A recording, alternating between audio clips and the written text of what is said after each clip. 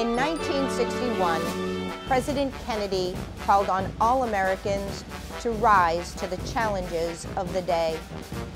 He knew that success depended upon the unity of efforts throughout the federal government and the nation. The Greater Boston Federal Executive Board, one of 28 across the country, fosters communication, coordination, and collaboration with federal, state, and local government agencies.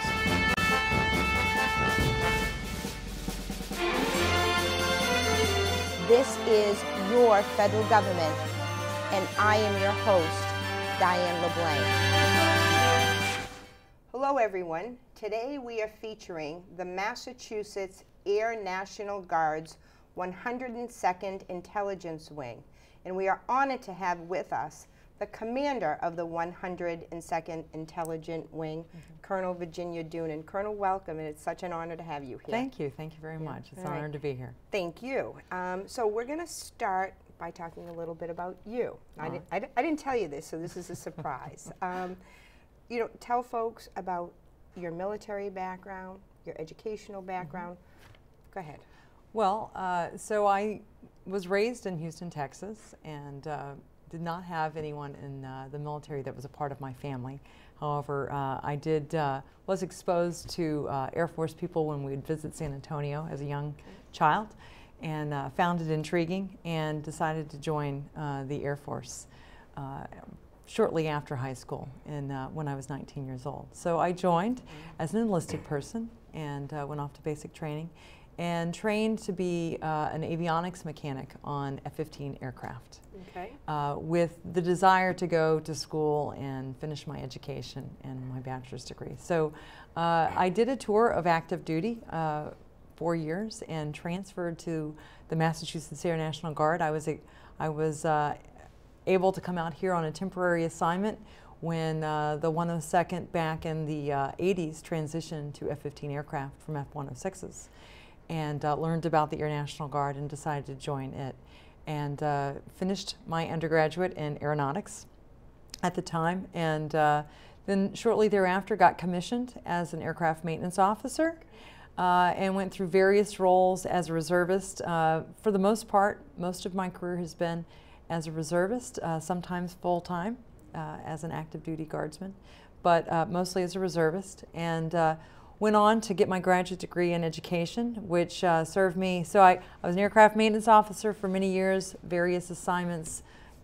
as a squadron commander, and then I was asked to go over and head up our personnel education and training office after I got my master's degree in education, and was there for about 5 or 6 years. And then when our wing transitioned to an intelligence wing, I took the opportunity to become an intelligence officer, went back to school, and I've been an intelligence officer ever since, and have gone through various assignments of command, flight, squadron group, and now wing command here at the 102nd. Incredible. So talk a little bit more about your assignments. I mean, your current assignment, this is relatively new, I think June of 2016. Yes. First female commander of the wing. Very impressive to have started as an enlisted person, and before becoming the commander, you were the vice commander. Yes. Give us a little bit more detail on some of the assignments that were in between.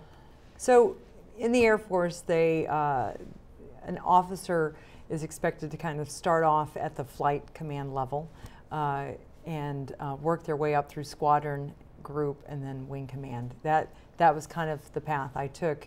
And then you take opportunities to do other assignments as well, other than command, because command in itself is pretty rigorous. But so I was in about 4 different assignments in aircraft maintenance in the different sections and branches, and really kind of knew that area, and ended as the squadron commander shortly after we were mobilized for 9/11. Went over to personnel to kind of round out, because in the Air Force you move from one base to another. National Guard units don't. And so I spent most of my career at the 102nd. So I broadened my career by moving into the support functions of the 102nd's missions, and was able to serve in that personnel section and head up education and training for all of the base at the time. And so that kind of rounds out, you've got the background of aircraft maintenance and logistics. I went over to support, and then now as an intelligence wing, intelligence is really the operations of the unit. So those are the three components of any wing: logistics, support, and in operations. And I was able to serve in all three of those areas. Excellent, excellent. Certainly qualified you to be the commander. So where is the 102nd Intelligence Wing located? It's located on Joint Base Cape Cod, just over the bridge on Cape Cod, Massachusetts. And some people know that also as Otis? Yeah, it goes by many names. Okay. So the 102nd, so Otis Air Force Base was a large Air Force base in the 50s through the 70s. It was closed in the 70s and transitioned to the Air National Guard. So a lot of people still refer to that installation as Otis Air Force Base. It's actually Otis Air National Guard Base is the part of Joint Base Cape Cod that is the 102nd. Okay. And then Joint Base Cape Cod has many functions on it and many commands on it as well. Okay, and we're going to talk a little bit about that at some point. But your responsibilities for the 102nd Intelligence Wing, how many members? Are they civilian? Are they military? Well, we have a mix. Okay. So a little over 1,200 people total, about 1,260 total, and that comprises both civilians, both state employees as well as federal employees. We have military reservists, we have active duty guardsmen, and then a variety of military technicians. So we called, you're both full-time and a federal employee, but you're also a military member. So the full-time makeup of the organization is a little over 400 people. The overall strength of the wing is 1,260. So we, in most National Guard bases, in the Air National Guard, you like to have about a 1/3 full-time mix to 2/3 part-time reservist, and that's just at what we have. So who's your boss? The Adjutant General of Massachusetts and the Massachusetts Air National Guard are my supervisors, if you will, for the installation. And then at the wing level, I'm really kind of autonomous at the wing level, but I report to them at Joint Force Headquarters, Massachusetts, which is located at Hanscom Air Force Base. Now, does that chain of command change if you are federalized? It can. So in a federal status, when Air National Guardsmen get federalized, they don't fall under the Adjutant General. They fall under whichever combatant command they deploy to. So if our members go overseas, they fall directly under the chain of command, the federal chain of command, and integrate seamlessly with the United States Air Force. We do have a number of members that we deploy in place at Otis because of the unique operations that Intel does. We do a lot of deployed in garrison type missions. They still fall under a federal chain of command for their day-to-day work, and we have a detachment commander who is on federal active duty. Okay. So the 102nd has a very rich history. Talk a little bit about that. Sure. So we've kind of come full circle. The 102nd Intelligence Wing has its roots kind of embedded with the 101st Squadron. And the 101st Squadron is our operational squadron of the entire wing. And it started off in 1918, the 101st Observation Squadron out of Jeffries Field, which is now known as Logan Airport, right? Before there was an airport, it was Jeffries Field. And they did observation with large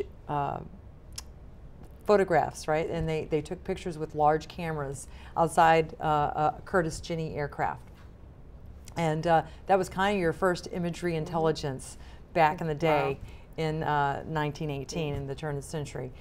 Since then, it's kind of changed many times. It had we were always embedded with aircraft, so we went from the observation squadron to the fighter era, and had multiple different types of aircraft that we flew that were fighter aircraft. The last one being the F-15, which we had an air sovereignty mission to defend the homeland and to be on alert and respond to any emergencies. So we did that for over 30 years. We sat alert at Otis Air Force Base, or Air National Guard Base. And in 2008, we transitioned from a fighter wing to an intelligence wing. And we no longer fly aircraft, but we are 24/7 in the fight for whatever the nation needs. Okay. Well, we certainly want to focus on your mission today, but Sure. but just before we do that, can you talk about you know, some of the flight missions that, you know, folks at home, you know, might have heard of? I know that you had a role on September 11th. Mm-hmm. I know that you've done work on drug interception, and talk a little bit about some of those things.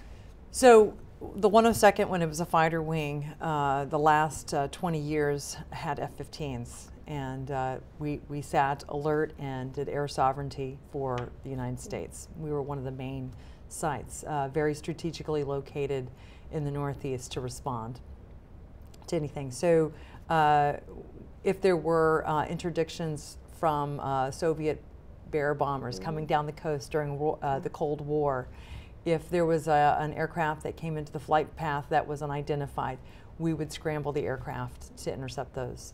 On the day of 9/11, we were the first aircraft that scrambled to respond to the attacks on the United States at that time. And we responded to the city of New York and set up a combat air patrol over the city of New York and Boston, and did that for the next year and a half just to make sure that we had protected our sites, and did that for the next 2 years. And you were there on that day. What was your role? At the time, I was the squadron commander for aircraft maintenance. I responded later that day. I came in, I was a reservist at the time, so I had a full-time counterpart that was there during the day. I gave him a call and said, I'll be there to relieve you that evening at 1800 because it's going to be around-the-clock operations. We were generating all of our aircraft, putting missiles on them, getting our posture ready, because we really didn't know what was to come. You know, we didn't realize the depth of the attacks on that day, so we were preparing. He said, "That's okay, I've got it." I said, "This is going to be a long night and a long couple of months. Let's just, I'll meet you there." So I responded at 1800 that night, relieved him of duty, and it was pretty much the start of round-the-clock operations for the next year. Just watching how we responded as a wing and then as a nation, really, we really didn't have to do a recall of our traditional guardsmen that day. They all came from their civilian employers. They lent a helping hand, and we practice quite often and we exercise quite often, but it was really a testament to all that, those exercises, that we were able to seamlessly go in and do operations on a real-world event. Sure, for sure. So your current mission really came into being around 2007. I believe it was, you know, BRAC, Yes, the base realignment. I'm not sure what it stands for. Base realignment. Base realignment and closure. And closure, Sure. yeah. So talk a little bit about that, because it certainly had a significant impact on things in Massachusetts and around the country. Sure. So the BRAC Commission, the Base Realignment and Commission that was done in 2005, made the determination that the F-15s, that the 102nd would close. There were some changes in those decisions due to Congress and other political support to leave F-15s in the local area, but the determination was made that it was better suited to move the aircraft out to the western part of the state, where they reside currently in Westfield, Massachusetts. Instead of closing the 102nd, there was a decision made by the political leaders that we would re-roll the 102nd from a fighter wing and into an intelligence wing. And that was largely in part to the fact that the United States Air Force needed to build the ISR, the Intelligence, Surveillance, and Reconnaissance enterprise up. Due to 9/11 and the war on terror at the time, we really needed more capacity in intelligence. So they re-rolled us into multiple intelligence missions, and we transformed on April 1st, 2008. And so we are currently an intelligence wing. So it's very exciting to have a new mission. Thank you. But also very challenging to have a new mission. You know, everybody's sort of defining their roles. What's a typical day like for you, being responsible for this intelligence wing? I mean, what all are you doing? Are you, looking at computers? Are you, what are you doing? Well, I could talk about more so what the typical day life is of the intelligence wing. So we have three main missions at our base. Intelligence, where we look at various sensor platforms and aircraft that provide data. We analyze that data and send it back to the warfighter near real time. We have a cyber intelligence mission, and we answer questions for the combatant commander downrange on questions they have on the cyberspace domain. And then we have an engineering and installation group, which basically trains home station, but then deploys to install electric fiber and communications equipment wherever needed for long-term use. And then we have a whole host of support functions that we provide, whether we're in a domestic ops and an emergency for state active duty, or whether we're federalized and we deploy to do expeditionary combat support anywhere in the world. So, and that's got a whole host of different things. So day to day, our intelligence mission, it's a 24/7 mission. We look at whether it's an unmanned or manned aircraft, and the different imagery and signal intelligence sensors that it has on board. We look at that data, we analyze it near real time, and then we provide answers to questions that the commander or the units downrange need. Wow. So one of the first things that you said is being able to provide intelligence data to the war fighter in real time. Near real time. Okay, so is that someone serving our country abroad in an aircraft that you're dealing directly with? Are you going through their commander? How are you doing that? It's not usually the person flying. It's usually a unit downrange, wherever they may be located in the world, right? Whether it's a conventional forces Marine unit or a special operations unit. It could be a coalition partner. So it depends on who we're supporting that day. And that mission, whatever mission we're tasked to do that particular day, that is our customer, if you will. And we answer that question, whatever questions they may need for that particular day. So it changes, really. Every day we go, we take our mission brief and we find out what we're going to be doing that day. And we prepare our analysis. You know, we have a little bit of an idea of what we're going to be doing, but we prepare our analysis for the mission at hand, and then we work with them. You know, cybersecurity, cyber intelligence, that's like a whole new world. What sort of education background, training background do the majority of folks have who are doing this kind of work? Well, so cyber intelligence is our newest intelligence mission, and it actually just stood up this July. So we're in the phases of still recruiting to that.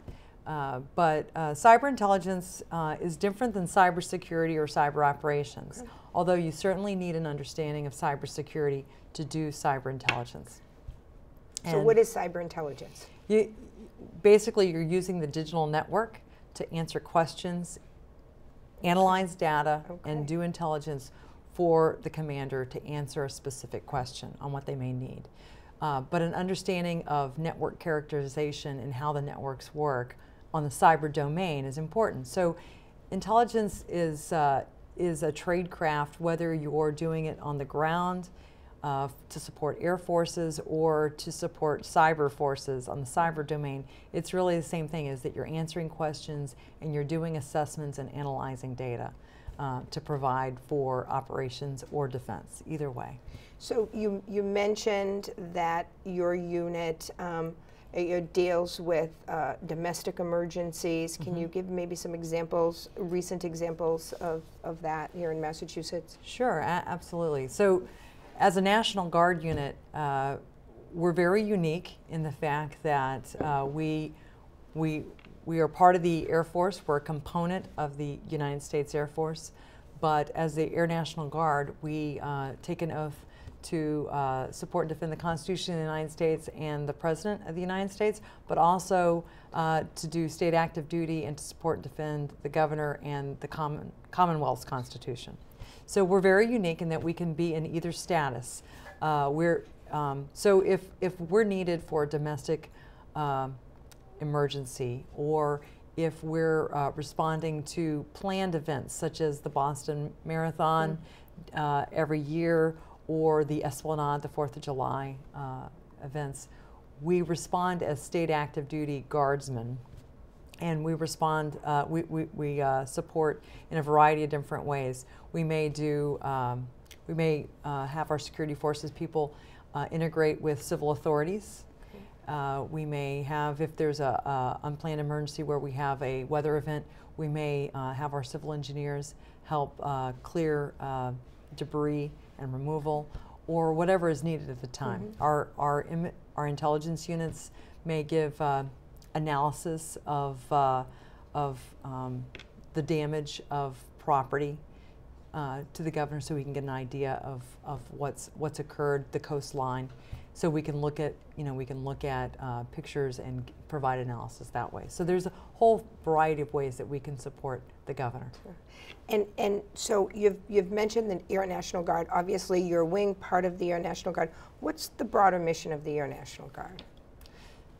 Of the Air National Guard? Yeah. So our mission is to organize, train, and equip to be the best United States Air Force unit we can be for intelligence. But at the same time, we also train to respond to any need for the Governor. So that's really the mission, and we are part of a larger Massachusetts National Guard that works with the Army as well. And that sort of fits with the overall mission of the Air Force. Can you sort of put that in context for folks? Our Air Force mission? Yeah. Our Air Force mission, we're part of, one of the key factors is integrated ISR, or intelligence, surveillance, and reconnaissance for the United States Air Force. So we provide that reach back in ISR for the United States Air Force for wherever needed worldwide. So in terms of your wing and your responsibility for intelligence, who are your major partners in that effort? Who are you working with on your cyber intelligence, and who are you bringing together? So as part of the United States Air Force, we fall under 25th Air Force and part of Air Combat Command. So 25th Air Force is the organization that provides all the intelligence units in the United States Air Force, and Air Combat Command is our major command. When we deploy, we fall under a geographic commander, whether it's in the European Command, Pacific Command, or Central Command in the Middle East, and we work for that geographic combatant commander for wherever needed at the time. So you've been on Cape Cod for how many years now? Well over 20 years I've been here. Part of the 102nd. Unlike active duty Air Force personnel, like I said, the Air National Guard, we tend to stay in one unit, and I've had the enormous pleasure of being able to be on the Cape for over 20 years, which is wonderful. You've seen the many changes at that installation, and certainly I remember as a kid going to the air shows and whatnot down there, and the base was just such an integral part of the community. Sure. I haven't been there in a very long time. You know, what does that look like now? What are the community relationships? Well, you know, we're not flying aircraft as part of the Air National Guard there, but we certainly are involved, and we're still one of the largest employers on the Cape. The 102nd is, with over 400 employees.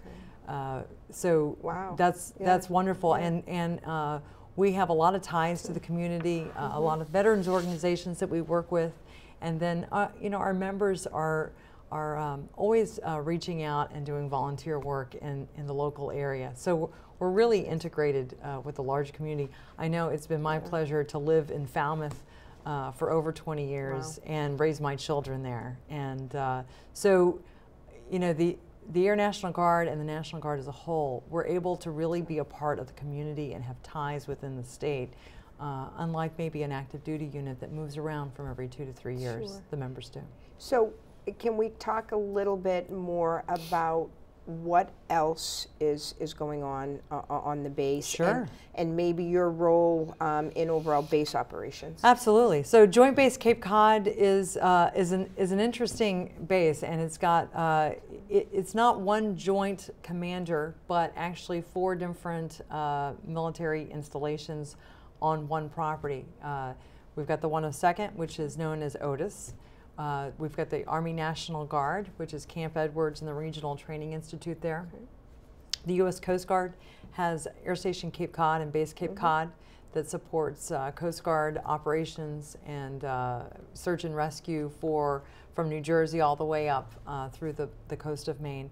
And then there's an active duty squadron out there, the 6th Space Warning Squadron, which is an early warning radar and affectionately known as PAVE-PAWS. So, known as what? PAVE-PAWS is the name of their radar site. So the four different components and 4 different branches of the service, the commanders have to work together, and they're kind of led by a Joint Base Cape Cod Executive Director, who is an Army National Guardsman, who works with us, and monthly the commanders meet. Okay. And we all kind of bring something to our daily operations in making the installation work. And we have a monthly breakfast where we discuss the problems of the base and how to run it and how we're going to solve those issues. And you'd think that it would be mayhem, but it works really quite well. Okay. And the commanders work with one another on whatever's needed. Do you share resources at all? Absolutely, yeah. So the 102nd, before we stopped flying aircraft, we managed the airfield and really were the lead for base operating support. Since then, the Coast Guard has taken over the management and day-to-day operations of the airfield. But the 102nd still has a large part in running the installation day to day. So we provide all the utilities and have much of the land and take care of a lot of the roadways there on the installation. So the Coast Guard and provides, you know, those morale kind of functions like the base theater and commissary. And so we all share a part of the running of Joint Base Cape Cod. And I know you have some other affiliations and do some things in the community. You're affiliated with the Red Cross and Greater Boston Federal Executive Board. Talk a little bit about that. So it was kind of a natural fit. When I was asked if I'd be willing to serve on the Red Cross board, I was happy to do so. You know, one of the core missions of the Red Cross is support to armed forces. But more than that, they're a member of our community, and I'm a member of the community. I've been a volunteer in public schools for many years and done a variety of things in the community. So when they like to have at least one military member on their board, and so I've been doing that for the last 4 years and have really enjoyed it. Yeah. The Greater Boston Federal Executive Board? Yeah, so the Greater Boston Federal Executive Board is a number of government agencies that work together and share services, share training events in the Greater Boston area, and it's been really eye-opening to be on that board and learn all of what our federal government does and the different interagency cooperation that we have with one another. Now, do you actually make the trek up from the Cape and attend the board meetings in person, or are you attending on the phone? I usually go up to Boston, but we also have started to have meetings at other locations as well. Like recently we were in Taunton at the National Weather Service. So a little bit of everything. Yeah, absolutely. Nice. It's really good to have that face-to-face connection. I mean, it's clear that you really love what you do, and so this probably isn't fair, but what's the best part of your job? You know, the best part of my job as the wing commander is the opportunity to see what our young airmen do. So, you know, a lot of people can be jaded about young Americans and what their desire to give to the community. I don't see that. So the young airmen that are a part of my unit, they're anywhere from 18 through 20-something years old. They do amazing things. They come right out of high school. They get trained through the Air Force on intelligence and other career fields. And I see them in a short period of time transform into these mature citizens that are providing amazing analysis every day. And they go on to get their degrees or technical trades, but among their peers, they're far more mature. And I'm always motivated to watch them and how they transform after they come back from school. So it's really neat to be able to be their leader and to help them in their careers. Now, how is it that they're coming to you? How are they finding you? Or is it the high school guidance counselor who's directing them your way? Are you out there in the schools sort of It's a variety. recruiting? It's a variety of ways. We obviously recruit from people who don't want to serve active duty anymore, but maybe want to serve in a part-time status.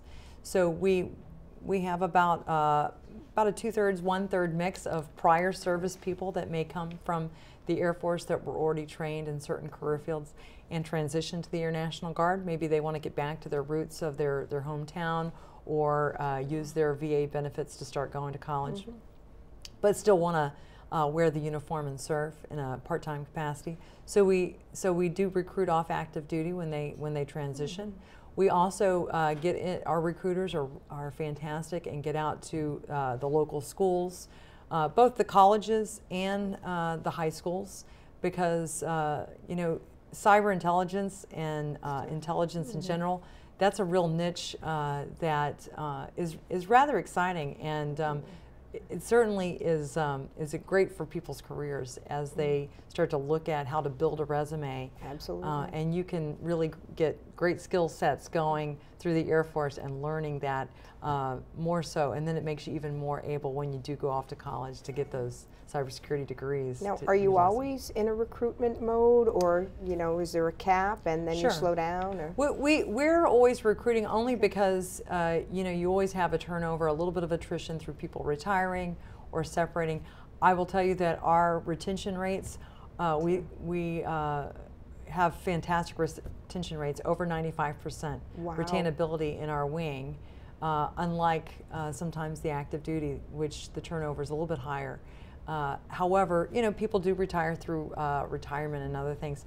And with our new cyber intelligence mission, we had to recruit a lot of people. Now, we're already about 70% recruited. Wow. But we are looking for new applicants. So if there's a young person out there or that wants to learn more about cyber and become a cyber warrior, we're the place to go. I mean, that's incredible. Yeah. So when you say 70%, that means 30% aren't full. What does that look like in terms of numbers of positions? We've got about 40 to 50 more positions to recruit to, just to get our document up to 100%. But like I said, we're constantly recruiting, not only in intelligence and cyber intelligence, but in other career fields as well. You know, we've got a whole host, whether it's we have a medical unit, we have many security forces, personnel. There's a large variety of positions that we recruit to day to day. And the nice thing is, you may have a background from having attended college, or you may not have a background at all. The Air Force trains you in what you need to know for that skill set, and it is truly a resume builder for young people. That's a very good opportunity. Now, where does somebody go to find out about this? You can go to one of our local Air National Guard recruiters. Instead of giving you a phone number, it's easiest to go to a website.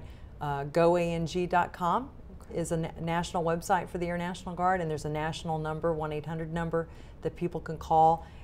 They give a little bit of information of where they locally reside, and they'll give them a number to call a recruiter in our local area that will sit down and kind of assess what their desires and needs are for joining. So that was all prompted by, I think I asked the question, what do you love the most about your job? Yeah. What, since you've taken over, you know, not that many months ago, what's been your biggest challenge? You know, since BRAC, one of the things that we've worked on is trying to make our footprint smaller. right, and leaner. So one of the reasons the base realignment and closures happen is that they look at trying to look at efficiencies within the different Air Force bases and the different DoD installations.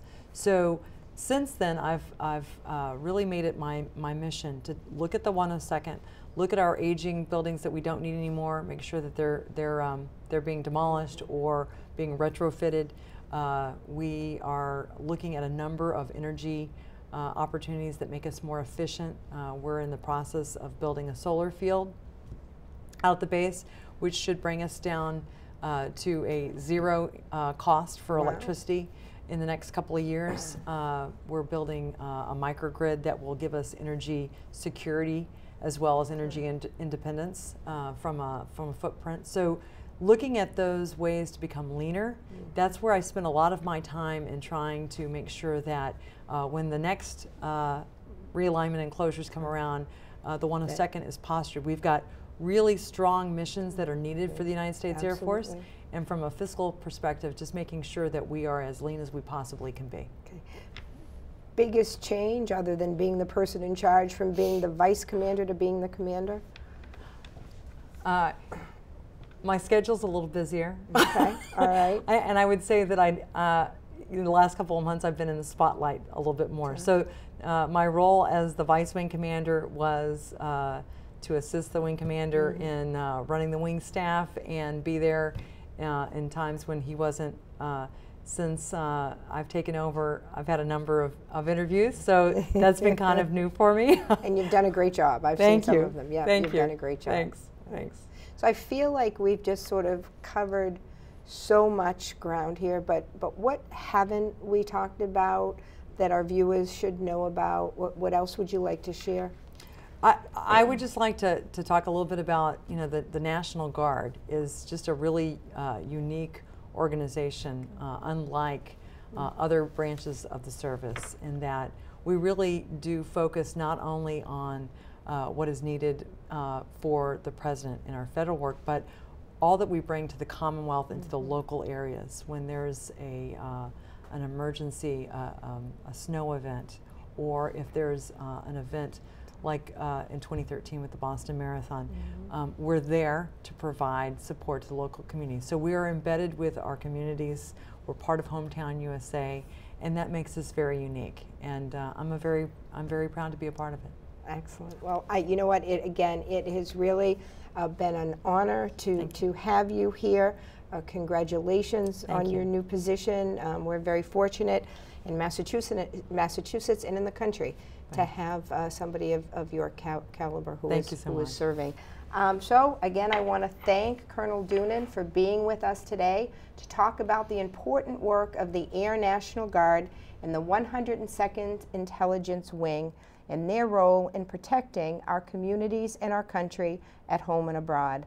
I thank you for watching, and I hope that you will continue to join us as we feature other federal agencies on your federal government.